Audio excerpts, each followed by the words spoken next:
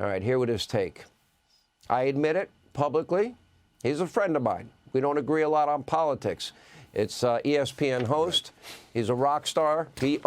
There is no, as far as I'm concerned, there is no ESPN without my friend Stephen A. Smith. I watched you on The View today. How you doing? All right. How you doing, Sean? Congratulations on the election, the results. Thank you. You called it. You said it was going to happen. I can't refute it. I can't refuse the fact that the president of the United States, the president-elect, is well deserving of it. It was a romp. It was an annihilation. I know a lot of people are trying to, label it like, what, he won a little bit in a lot of different places. I don't want to hear that. He won, and he won in absolutely convincing fashion, so much so that I think that in light of those results, we have to look at this election as a referendum on the Democratic Party and America saying, we're not feeling where you are. We're not feeling where you tried to go. We want no part of it. We're not having it. And they made their choice, and we all have to accept it. And you were very gracious, by the way, privately. We have our own conversations, and you said that to me, and I'll live with it. And I've had elections that I really wanted my side to win that they lost. And you know what, Stephen A., I go on, and I plow through, and I do my job. There's not going to be retribution. None of the hosts of The View are going to be taken off. I used to go on that show. They wouldn't even they wouldn't accept a conversation with me at this point. Isn't that pretty pathetic? Because I used to like Whoopi Goldberg. Joyless Behar, she's a little, yeah. I would ask that you don't look at the show. What you should look at is the ideological tilt that has taken place in our country. We've gotten to a point where, God forbid, somebody has a difference of opinion and a different form of ideology, then you're damn near the Antichrist. And that's not what makes this country great. I mean, the reality is that, we could sit up there and we could say what we want, and everybody has their different opinions about Donald Trump. You know how I felt. You knew why I didn't vote for him. I don't like the way he behaves. I think the presidency is a statesmanship position, and I think that level of hubris that he's accustomed to showing needs to be dialed back significantly. But having said that, the bottom line is simple. You can look at a lot of things on the right or the left. He talked about the economy. Okay, Biden inherited, what was it, like 1.5% in terms of inflation. It ballooned to over 9.1% before it got dialed down a little bit. We looked at open borders. Barack Obama was once considered the deporter in chief because he actually deported more folks than Donald Trump. But Biden comes into office, and the first thing he does, day one, executive order, he opens the borders. And obviously that created so much tension. And then you look at the culture wars, the identity politics, some of the transgender issues that people were bringing up in terms of individuals transitioning from male to female and wanting to participate in female sports and stuff like that, or sharing the same bathroom as females and all of this other stuff. America said, hey, we're not down for that. We're not going for it. And no matter what you try to throw in our direction, that's not what we're concerned about. We're primarily concerned about the economy. We're primarily concerned about our borders and about being safe. And they voted that way to send that message. And all we've heard over the last couple of days is folks going absolutely bat crazy because the candidate that they preferred to win didn't win. And I just want to take a moment to remind everybody, this is America. Guess what? Sometimes you don't get what you want. But we are known for having intestinal resolve and making sure we're able to march forward and work with whichever candidate ends up being in office and winning, and find a way to work with one another and reach some degree of compromise so we have civility in this country instead of chaos. It's going to be up to Donald Trump to contribute to that, no doubt. But the way I've seen some of the Democrats reacting since Kamala Harris lost, to be quite honest with you, is utterly ridiculous. I'm not going to get into any names, but it's been utterly ridiculous.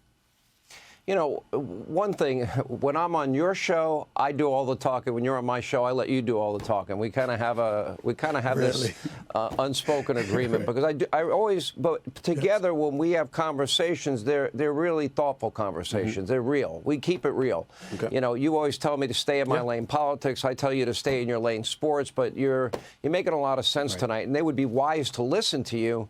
And more importantly, the spirit in which you're telling it. And I give you a lot of credit for that.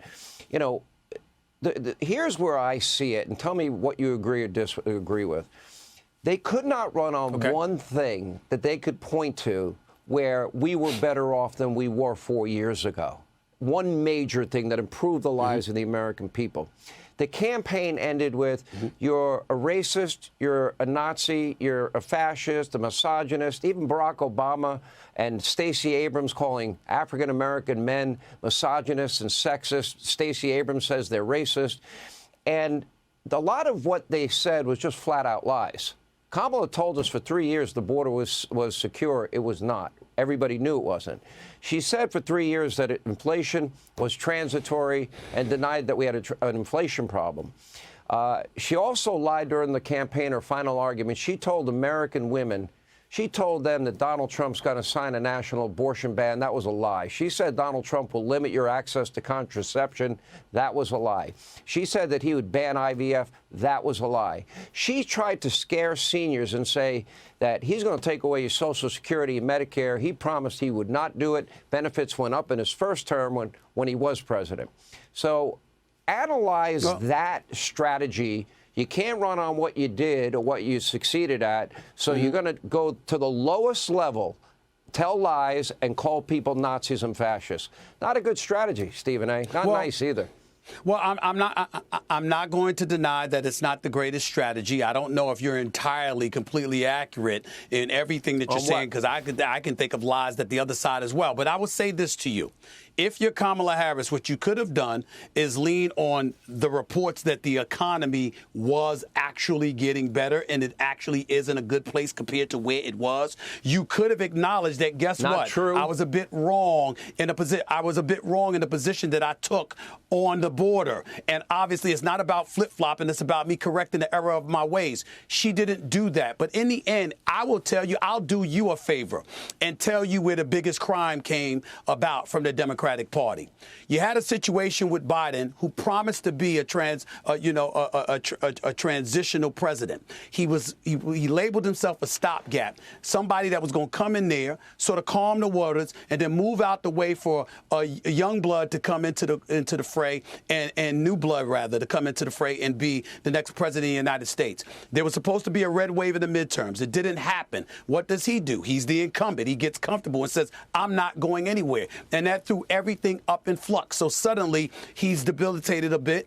The cognitive decline is something that we were witnessing.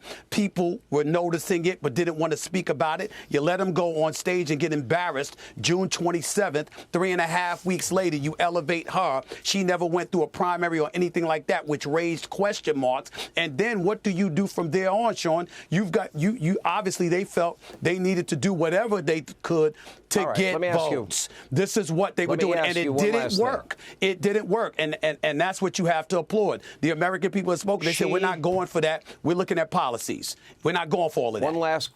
One last question. We don't have a lot of time. She never had to explain one time why she co-sponsored the Green New Deal, $93 trillion, and said she'd eliminate the filibuster.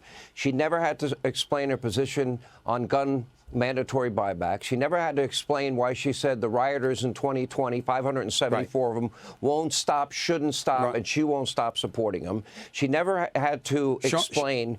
She never had to explain, why we're going to pay for free sex change operations for illegal immigrants. Can I help you out? And give them amnesty when they don't respect our laws. Will you agree with me, and we have 30 seconds for you to answer, that legacy media is dead? Do you agree or disagree? I'm not going to say it's dead because I'm holding out hope that it can be resuscitated. But hold on to this moment, Sean, dead. Because it's a rarity. Hold on to this for the rest of your life, okay?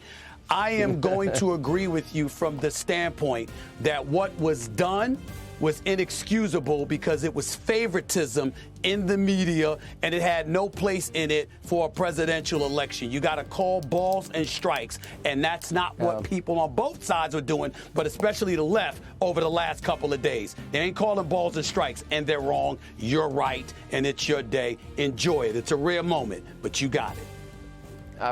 I'm not looking for a rare moment. You and I have an announcement we're going to make pretty soon.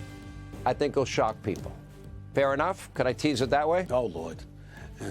No, there's nothing to tease as of yet. I'm there is. And I know your family. I've met your family. They're wonderful people. You're a good man, Stephen A. Appreciate you being with us. Hey, Sean Hannity here. Hey, click here to subscribe to Fox News YouTube page and catch our hottest interviews and most compelling analysis. You will not get it anywhere else.